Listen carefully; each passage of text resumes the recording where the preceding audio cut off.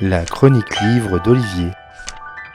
Le rêve de la conquête spatiale est partagé par bon nombre de femmes et d'hommes, ainsi que les nations qui les composent. Depuis qu'il a trouvé moyen d'aller dans les airs, l'homme a voulu aller encore plus haut, vers cet astre qu'il voit tous les soirs. Quand Jules Verne l'imaginait dans son roman en 1865, les Américains posaient le pied sur la Lune 100 ans plus tard. Et de fil en aiguille, l'installation de l'homme dans l'espace s'est fait plus prenante, allant jusqu'à installer une station orbitale internationale en 2011 dans sa forme finale.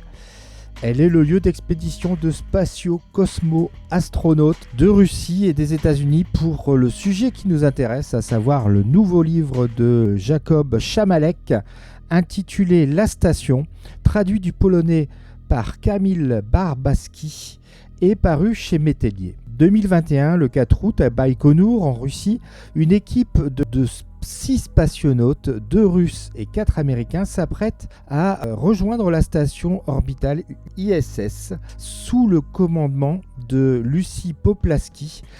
Le vol va être très vite préoccupant et elle va devoir enquêter pour déterminer les raisons d'un taux anormalement élevé d'ammoniac dans la station.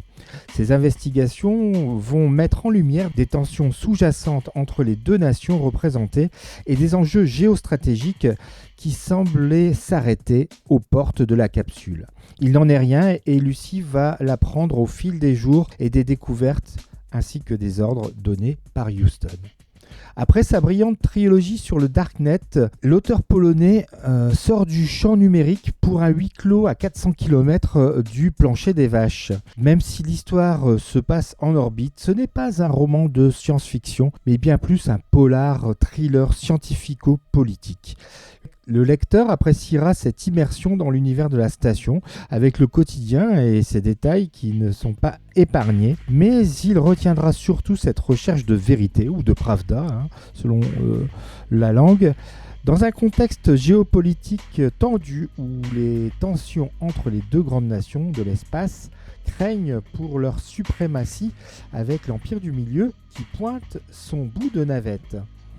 Jakub Chamalek réussit à nous happer tout au long des pages, même si l'issue n'est peut-être pas à la hauteur du récit. La station vous fera quand même passer 300 pages en apesanteur. Voilà donc pour La Station de Jakub Chamalek, et c'est toujours aux éditions Métellier. Bonne lecture et à bientôt. C'était vraiment très intéressant.